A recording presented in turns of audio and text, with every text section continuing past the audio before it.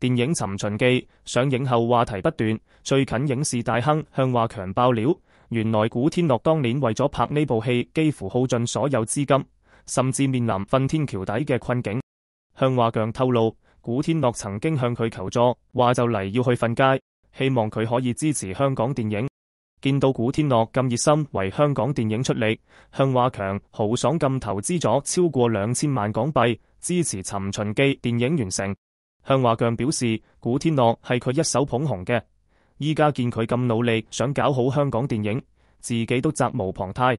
佢仲笑話，如果連呢啲錢都唔攞出嚟，就唔係向華強啦。據了解，《尋秦記》總投資額高達3.5億人民幣，可以見到古天樂對呢部戲嘅投入有幾大。另外，古天樂最近為《尋秦記》跑宣傳，仲傳出佢因為工作過勞病倒送院嘅消息，令唔少粉絲擔心。